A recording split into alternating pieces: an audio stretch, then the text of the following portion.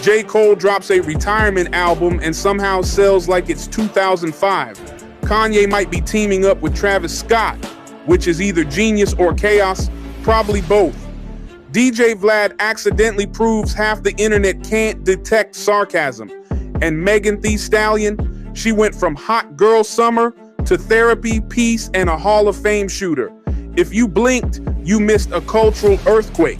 If you didn't blink, you're probably still trying to process it. So tonight, we're not just reporting the news. We're breaking down what it really means for hip-hop, money, power, and the future of the culture. Hip-hop right now feels like that scene in a mob movie where all the bosses are making moves at the same time. Deals, betrayals, comeback plans, quiet victories.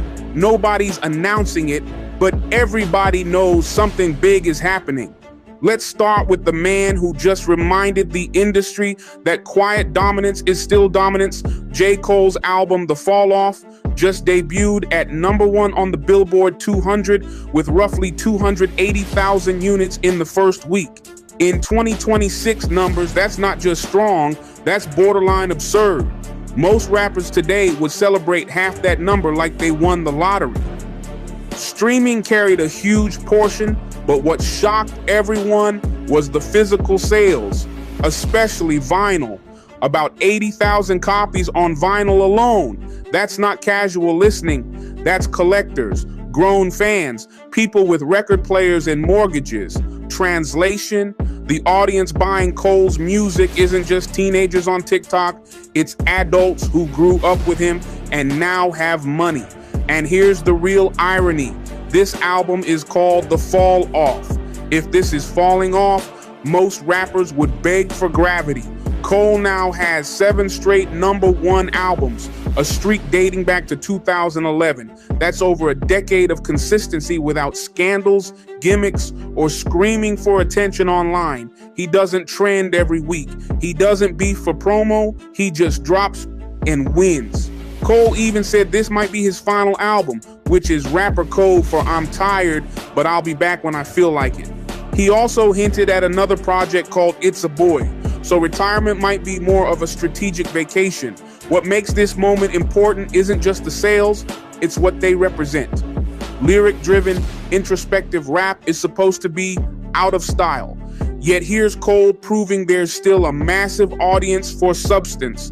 In other words, the culture didn't abandon real rap. Real rap just stopped chasing the algorithm.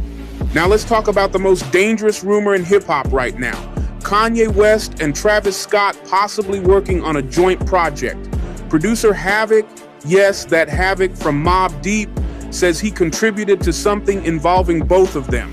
And Havoc doesn't usually speak unless something real is happening. If true, this isn't just a collab. This is a generational fusion reactor. Kanye represents the architect, the producer who reshaped hip-hop multiple times. Travis represents the modern sound, stadium rap, psychedelic trap, global festival energy. But here's where it gets interesting. These two weren't exactly on perfect terms recently. Kanye publicly criticized Travis not long ago. Then suddenly Travis starts praising him on stage, calling him a brother, bringing him out at concerts. In mob terms, that's not random. That's diplomacy.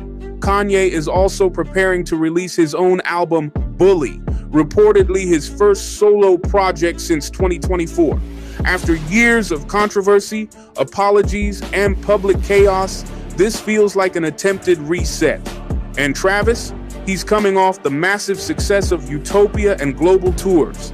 He doesn't need Kanye, but working with him elevates the artistic narrative. So the question isn't just, are they making music? It's, is this mentorship, strategy, reputation repair, or two titans deciding to dominate together instead of competing? Because when Ye and Travis align, the sound of mainstream hip-hop shifts overnight. Now, for the story that proves satire is basically illegal on social media, DJ Vlad posted what he called a confession, claiming Roc Nation paid him to support Megan Thee Stallion and frame Tory Lanez. He mentioned bribed juries, fake medical reports, and even Jay-Z recording a verse for a judge's grandson. It was so absurd it should have set off alarms. Instead, a lot of people believed it. Vlad later clarified he was trolling, mocking conspiracy theories around the case. But by then, screenshots had spread everywhere. This wasn't just a misunderstanding. It was a case study in modern information chaos. Because once something confirms what people already want to believe, logic exits the building. Tory Lanez was convicted in 2022 and sentenced to 10 years, yet debate around the case never stopped. Vlad's joke accidentally poured gasoline on that fire. The lesson here isn't Vlad was trolling, it's social media rewards outrage, not accuracy. Context gets lost. Satire without obvious signals becomes misinformation. In other words, we're living in a timeline where sarcasm needs a disclaimer. While chaos dominated headlines, Megan Thee Stallion quietly delivered one of the healthiest narratives in hip-hop right now. She spoke about entering her lover girl era and her relationship with NBA star Klay Thompson, a pairing that sounds like it came from a sports and rap crossover movie. But the key detail wasn't the relationship, it was how she got there. Megan says therapy and focusing on her mental health created space for love. She wasn't chasing it, it arrived after she healed. For someone who endured public trauma, loss, legal battles, and nonstop scrutiny, that message hits deeper than celebrity gossip. Hip-hop has traditionally rewarded toughness, not vulnerability. Now artists are openly discussing therapy, burnout, and emotional recovery. And Megan's shift from hot girl summer energy to balanced happiness signals something bigger. The culture is maturing with its artists. Fans who grew up with them are also older, dealing with real-life stress, careers, relationships, and mental health. So this isn't just a love story, it's a wellness story. Put these stories together and you see a clear pattern. Hip-hop in 2026 isn't just about hits anymore. It's about legacy, reinvention, perception, and survival. J. Cole proves substance still sells. Kanye and Travis hint at power alliances. DJ Vlad exposes the internet's chaos.